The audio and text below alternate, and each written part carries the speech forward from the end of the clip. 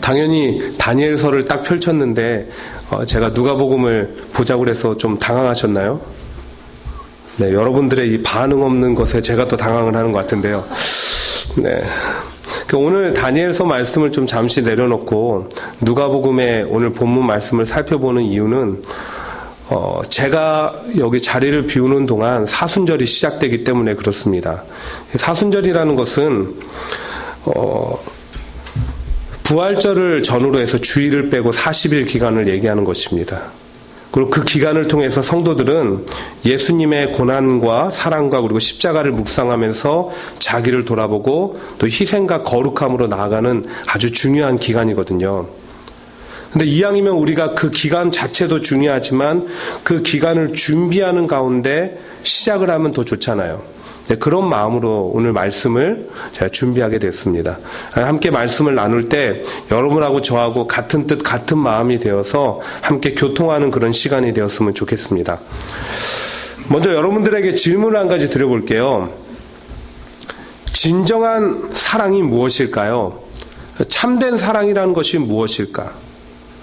여러분들은 그런 사랑을 좀 경험하고 그런 사랑을 하고 계십니까? 다들 뉴스를 통해서 알고 계시겠지만 얼마 전에 미국 메릴랜드 주에서 한국에서 입양된 3살짜리 남자아이가 양부모에게, 양아버지에게 구타를 당해서 사망한 사건이 있었습니다. 처음 부모가 신고를 했을 당시에는 목욕탕에서 이렇게 미끄러져서 단순 사고에 의한 뇌진탕으로 사망한 것으로 이렇게 보고가 됐지만 사망한 아이를 부검한 결과 이 골절이 있고요. 두개골에 골절이 있고 뇌와 눈에서 출혈의 흔적이 있는 것으로 알아서 이제 타살이라는 것이 밝혀지게 되었는데, 근데 모두가 궁금해하는 것이 있습니다. 바로 그 살해 동기입니다. 그도 그럴 것이 기사에 의하면 아이 사망에 그 결정적인 영향을 미친 양 아버지는 전직 국가안보국 한국 담당 직원이었습니다. 그래서 누구보다 한국을 잘 아는 사람이에요.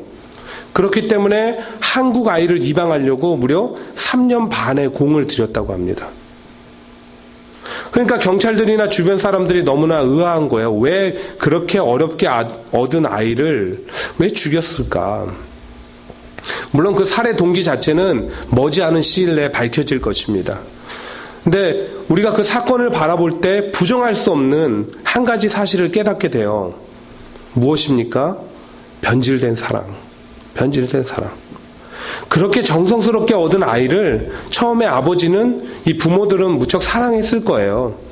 근데 그 사랑이 조금씩 변화되면서 결국은 변질된 사랑 자체가 오늘의 결과를 만들지 않았을까? 저는 그렇게 생각을 해봅니다. 그러고 보면 현대를 진단하는 말 중에 사랑이 오염되고 변질된 시대, 그렇게 정의하는 말이 있습니다. 사랑이 오염되고 변질된 시대. 모두가 참되고 진실된 사랑을 원하지만 오히려 그 사랑을 찾는 가운데 오염되고 변질된 사랑에 의해서 상처를 받고 살아가는 것이 현대인들의 삶이라는 거예요.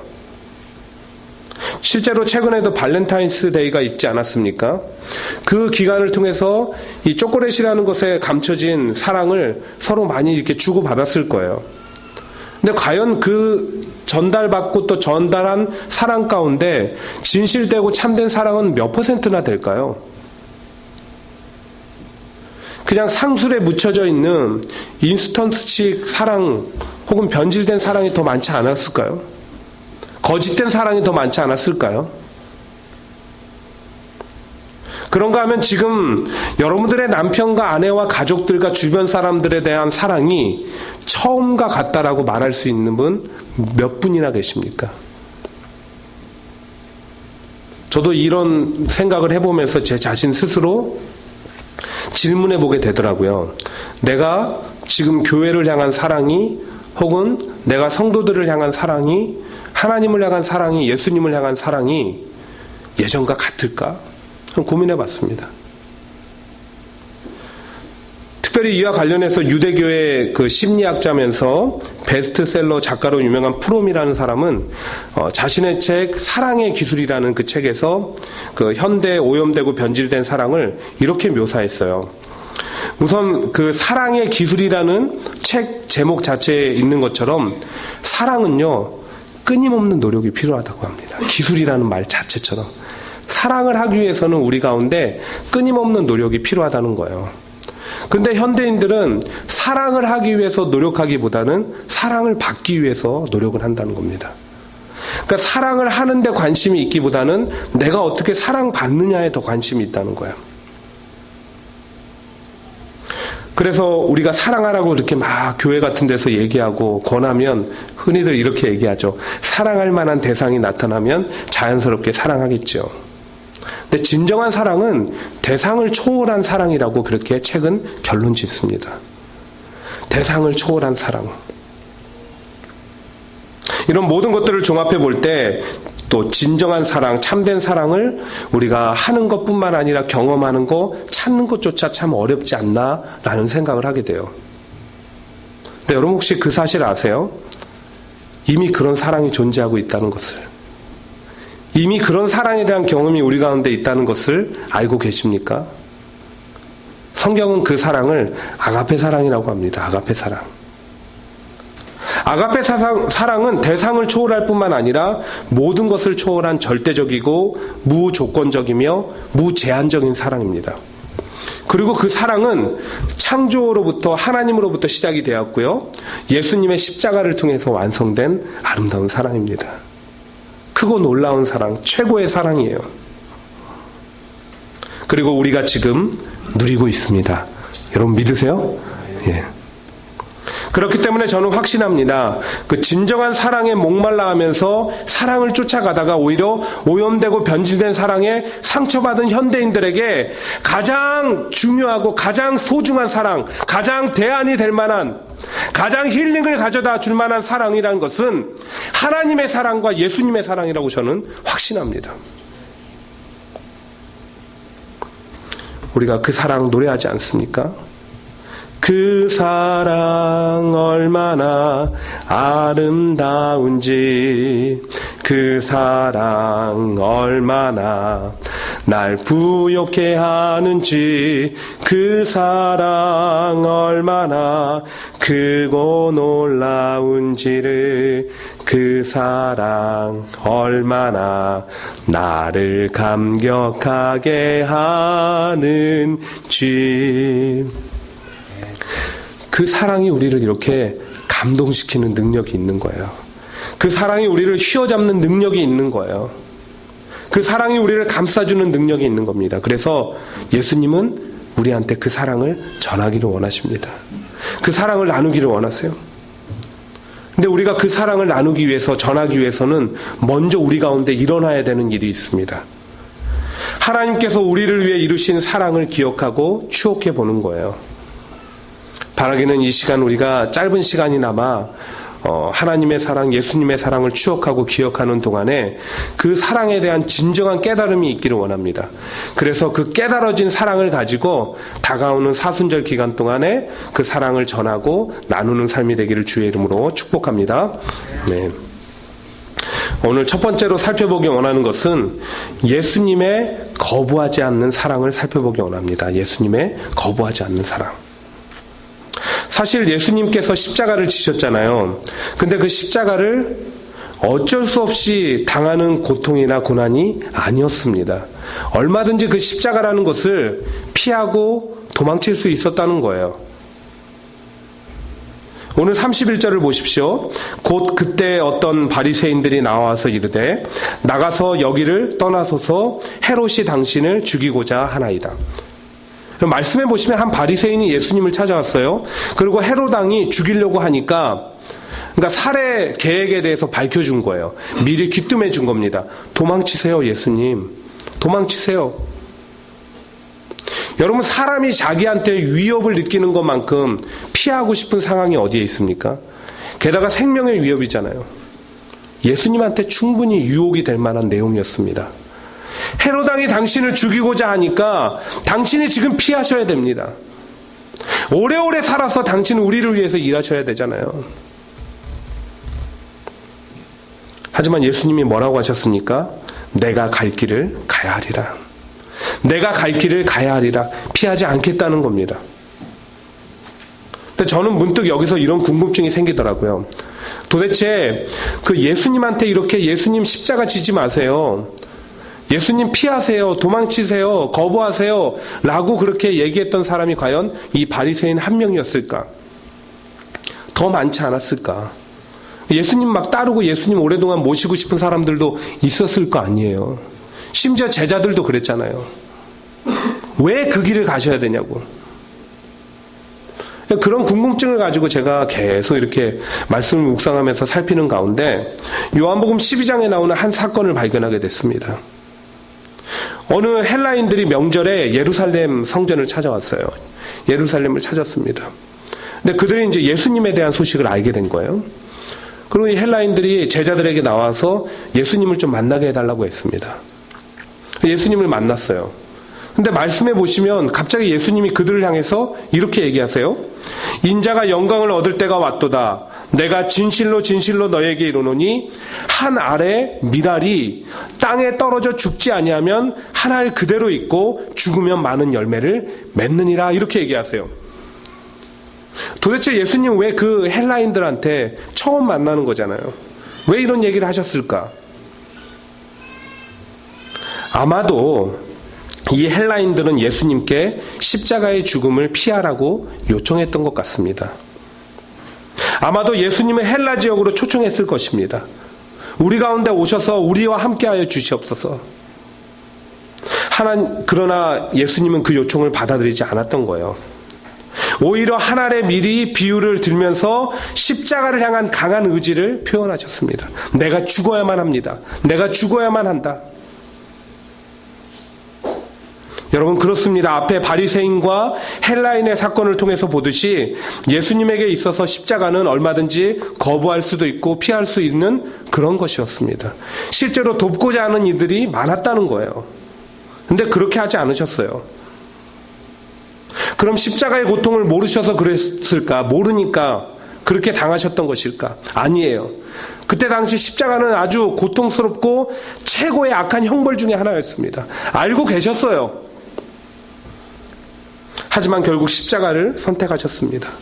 거부하시지도 않았고 피하지도 않으셨습니다. 여러분, 왜 그러셨을까? 바로 우리를 향한 다함이 없고 변함이 없는 사랑 때문이었습니다. 예수님께서는 우리를 향하신 그 사랑 가운데 고통과 고난의 길을 선택하여 가심으로 그 사랑을 친히 확증시켜 주신 것입니다. 아멘. 그럼 궁금하죠. 도대체 그 사랑을 통해서 무엇을 이루고자 하셨을까? 그렇게 예수님 친히 고통당하시면서 그 사랑을 통해서 이루고자 하셨던 목적이 무엇일까? 그 이유를 본문 32절 가운데 발견합니다. 예수님은 십자가를 피하라고 권하는 바리새인에게 이렇게 말씀하세요. 너희는 가서 저 여우에게 이르되 오늘과 내일은 내가 귀신을 쫓아내며 병을 고치다가 제3일에는 완전하여지리라. 어떤 성경학자들은 해석하기를 이 완전하여지리라 이 말을 예수님이 나중에 이제 부활하는 그 단계에 부활을 딱 하시면 완전해진다 이렇게 얘기하세요. 저는 조금 다른 생각을 가지고 있습니다.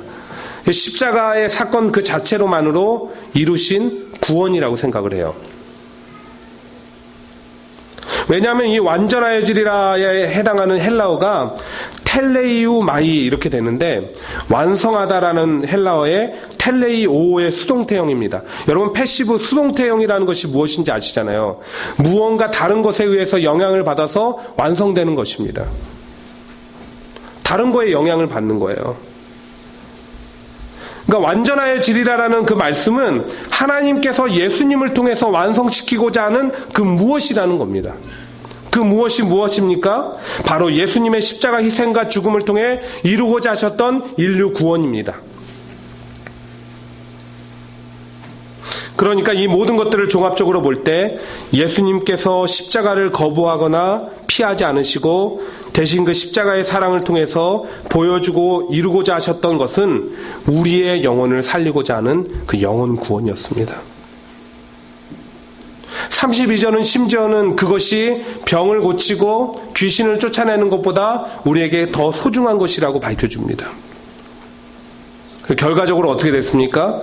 우리는 예수님의 그 십자가의 사랑으로 구원받았습니다. 그 구원의 은혜를 지금 누리고 있는 거예요.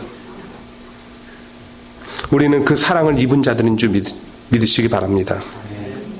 그렇기 때문에 우리가 살아갈 때 자꾸 그 사랑을 추억하고 기억해 봐야 됩니다.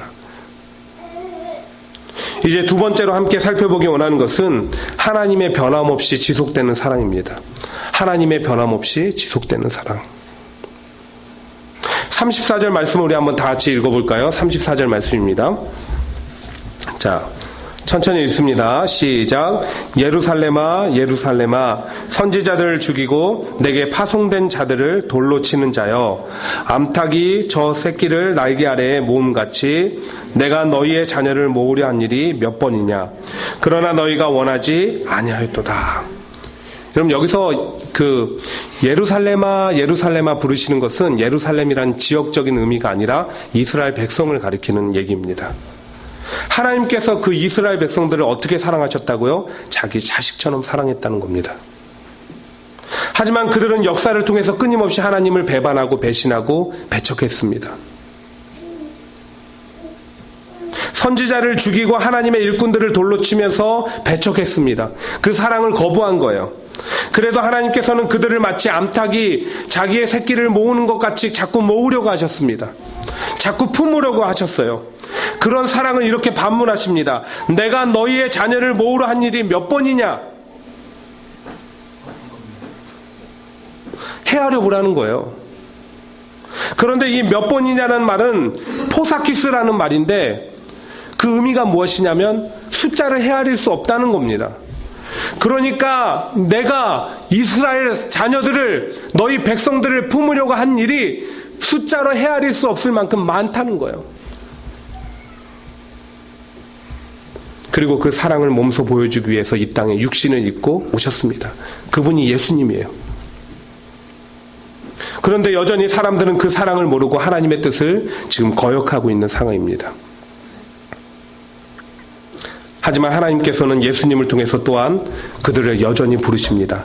예루살렘아 예루살렘아. 다른 말로 하면 내 자식들아 내 자식들아 내 아들들아 내 딸들아 부르시는 거예요. 내 사랑하는 아들들아 내 사랑하는 딸들아 부르시고 계시는 겁니다. 그리고 이제는 세상의 수많은 영혼들 그리고 우리를 동일하게 부르고 계십니다. 저 오랜 시절에 에덴 동산에서 막 죄를 짓고 부끄러워서 나무 뒤에 숨어있던 아담과 하와를 부르신 그 하나님께서 우리가 죄 가운데 살아가면서 숨고 있는 우리를 향해서 부르신다는 거예요. 아무개야 아무개야, 내가 널 찾고 있는데 너는 어디가 있니?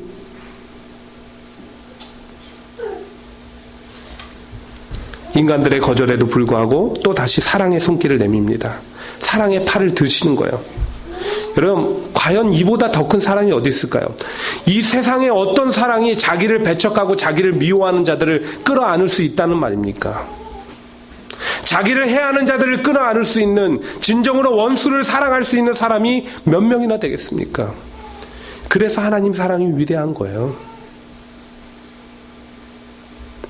9.11 테러로 수많은 사람들이 죽어갈 때 한 생명이라도 구하기 위해서 많은 경찰관, 소방관 그리고 시민단체들이 구조활동에 나섰잖아요. 정말 꺼져가는 불꽃을 살리기 위해서 헤매는 것처럼 한 생명을 살리기 위해서 많은 사람들이 헤맸습니다. 근데 그렇게 구조활동을 벌이고 있는 가운데 갑자기 잘려진 손이 하나 발견된 거예요. 근데 워낙 시체들이 많기 때문에 그 잘려진 손 하나는 별로 그렇게 대수로운 게 아니었습니다. 근데 구조대원이 딱 지나치려고 하는데 그 잘려진 손이 너무나 무언가를 꽉 붙들고 있는 거예요. 궁금했습니다. 과연 저 사람은 자기 손이 잘려나가기까지, 죽음을 맞이하는 그 순간까지 무엇이 그렇게 소중해서 꽉 붙들고 있었을까? 그래서 잘려나간 손을 주워다가 어렵게 다 굳어진 손가락을 폈습니다.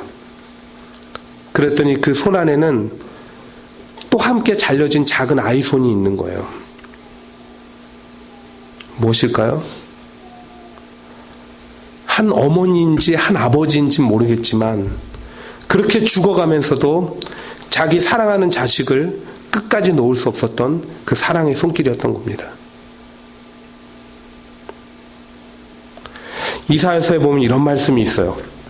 여인이 어찌 젖먹는 자식을 잊겠으며 자기 태에서 난 아들을 긍휼히 여기지 않겠느냐. 그들이 혹시 잊을지라도 나는 너희를 잊지 아니할 것이라. 그러니까 자식은 잊어버려도 젖을 먹였던 엄마는 그 자식을 잊지 못한다는 거예요. 그 사랑이 누구의 사랑이라고요? 하나님이 우리를 향한 사랑이라는 겁니다. 그런데 우리는 얼마나 자주 하나님을 배반합니까? 내 유익과 이익과 원하는 목적을 이루기 위해서 얼마나 자주 하나님을 모른 척합니까? 이스라엘을 비판하면서 우리 스스로 이스라엘을 거울 삼아서 우리 삶을 돌아보지 못할 때가 얼마나 많습니까? 하지만 그럼에도 불구하고 하나님은 우리를 위해서 목숨을 버리셨고 또 우리를 용서하시고 용납하여 주시고 품어주시고 자녀라고 불러주십니다. 바로 그분의 다함이 없고 계속되고 변함이 없는 사랑 때문입니다. 여러분 지금이라도 그 사랑을 떠올리십시오. 지금이라도 끝까지 놓지 않으시는 그 손을 붙잡고 우리 그 사랑을 늘 찬양하기를 원합니다. 그 사랑을 바라보기를 원합니다. 그리고 그 사랑의 힘으로 살아가게 되기를 주의 이름으로 축복합니다. 마지막으로 살펴보기 원하는 것은 그럼 도대체 우리는 그 사랑을 받은 자로서 우리는 무엇을 해야 되냐는 거예요. 결론부터 말씀드리면 우리가 먼저 우리에게 사랑을 제공해 주시는 하나님을 회복해야 됩니다. 우리에게 사랑의 결정체로 오신 예수님을 우리 마음에 먼저 품는 일이 필요하다는 겁니다. 본문 35절 이렇게 증거합니다. 보라 너희 집이 황폐하여 버림받으리라. 보라 너희 집이 황폐하여 버림받으리라. 이게 무슨 말이냐면 이스라엘의 미래를 예언하는 말씀입니다. 왜요? 왜 이스라엘이 황폐해집니까? 예수님을 거부했고 하나님의 사랑을 모른 척했고 하나님의 사랑을 받아들이지 않았기 때문에 그들의 영적인 상태는 황폐해야 된다는 겁니다. 동일하게 이 땅에서 살아갈 때 하나님 사랑을 거부하고 예수님 사랑을 거부한 자들은 삶이 황폐해야 된다는 겁니다. 황폐한 상태가 어떤 상태입니까? 창조 이전에 암흑이 가득한 상태, 아무것도 없는 상태, 다 메말라버린 상태, 아무런 희망과 소망을 바라볼 수 없는 그 상태, 그렇게 이른다는 거예요. 어떻게 되는 경우가? 하나님 사랑을 거부할 때, 예수님의 사랑을 모른 척할 때.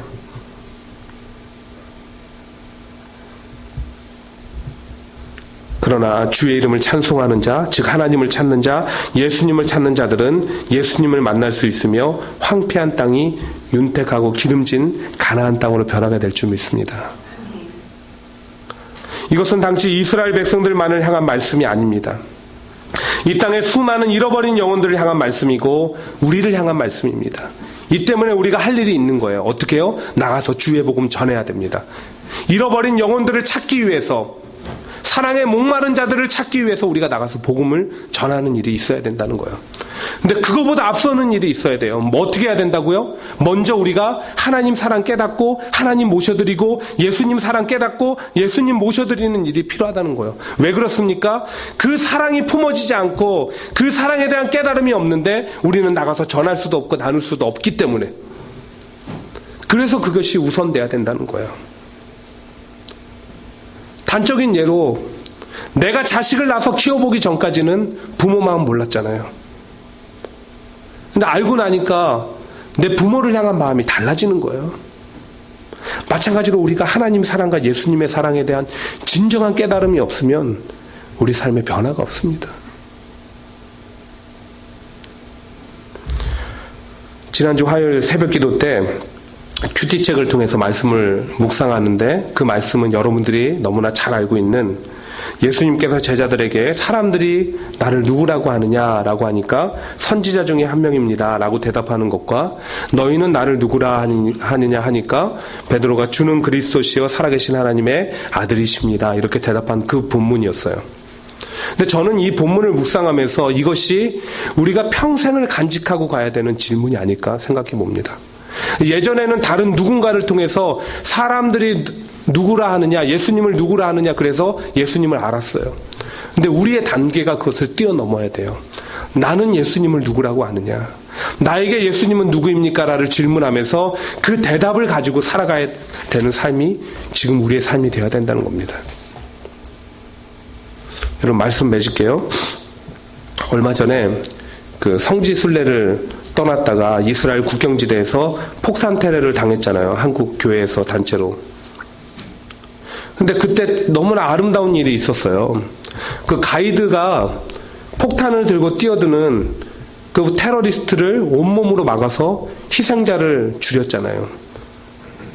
한 생명이 귀하긴 하지만 2명이 사망하고 그래도 몇 명이 부상하는 정도로. 안 그랬으면 전체가 다 사망했잖아요. 근데 나중에 알고 보니까 그 가이드가 전문 가이드가 아니었어요. 누구였습니까? 선교를 이제 가려고 하시다가 누군가의 부탁을 받고 거기 선교지 확인차 함께 동행했던 젊은 목사님이셨어요. 그 목사님이 직감적으로 테러리스트가 차를 향해서 돌진해 오는 것을 알고 그분이 붙들고 온몸으로 순교하신 거예요. 뉴스를 보니까 그 목사님은 평소에도 사람들을 돕는데 아주 앞장서셨던 분이래요. 근데 제가 너무나 가슴이 안타깝고 미어지는 부분이 있었는데, 뉴스에서 그 사모님을 인터뷰했어요. 근데 사모님이 뭐라고 하시냐면, 아주 어린 딸이 있는 것 같아요. 근데 그 딸한테 아빠가 이렇게 돼서 하나님 나라에 먼저 가셨어 라고 얘기를 하니까 그 딸이 하는 말이 자기도 거기에 가서 아빠를 따라가겠다고 한다고. 도대체 이 자녀를 어떻게 내가 이해를 시켜야 되는지 모르겠다고 가슴이 미어진다고 울면서 인터뷰하는 장면이었어요. 근데 제가 그것을 보는데 오늘 말씀을 준비하고 있었기 때문인지 갑자기 하나님 마음이 막 헤어지기 시작하는 거예요. 죄도 없고 흠도 없는 아들 예수님의 희생과 죽음을 바라보는 예수님의 하나님의 심정이 이런 심정이 아니었을까? 자기는 잘못한 게 없는데 누군가를 살리기 위해서 죽어가는 예수님을 바라보는 하나님의 마음이 이 사모님이 말했던 것처럼 가슴이 미어지고 눈물이 나는 그런 마음이 아니었을까? 그러나 그럼에도 불구하고 하나님 그 일을 멈추지 않았고 예수님 역시 묵묵히 골고다 언덕길에 올라가서 십자가를 지셨습니다. 이유는 단 하나, 나와 여러분, 우리를 향한 사랑 때문이었습니다. 그래서 저는 그 사랑을 감히 오늘 최고의 사랑이라고 이름 붙여봤습니다. 근데 예수님께서 그렇게 죽음을 통해서 십자가의 사랑을 통해서 이루신 것이 우리 인류의 구원뿐만 아니라 우리 영혼의 구원뿐만 아니라 또 하나 있어요. 교회를 세우셨습니다. 교회를 친히 자기 몸으로 삼으시고요. 하나님의 구별된 거룩한 백성들을 이렇게 불러 모아주셨습니다. 그렇기 때문에 우리가 우리 영혼을 지키는 것만큼 교회를 지키기 위해서 함께 노력해야 됩니다. 부탁드릴게요. 제가 없는 동안에 내가 없어서 교회가 이렇구나 이런 마음 안 먹고 내가 안 돌아와도 되겠구나 이런 마음 먹을 수 있을 정도로 여러분이 잘 지켜줬으면 좋겠습니다. 이 몸이 하나님의 몸이잖아요. 우리를 위해서 죽으신. 그런가 하면 다가오는 사순절을 우리가 준비합시다. 사순절은 예수님께서 우리를 위해서 걸어가신 그 고난의 길이고 사랑의 길입니다. 그 과정을 통해서 우리를 향한 사랑 보여주셨고 그 사랑으로 구원을 이루셨습니다. 그러므로 사순절을 준비하는 이 기간 그분이 이루시고 지금도 베풀어 주시는 사랑을 추억하고 기억하기 원합니다. 그리고 다시 하나님을 찾고 예수님을 찾으세요. 그러면 우리 삶이 풍성해지고 우리 영혼이 풍성해지고 우리 삶은 자연스럽게 그 사랑을 나누고 전하게 될 것입니다. 이런 복된 성도들의 삶이 되기를 주의 이름으로 축원드립니다. 아멘.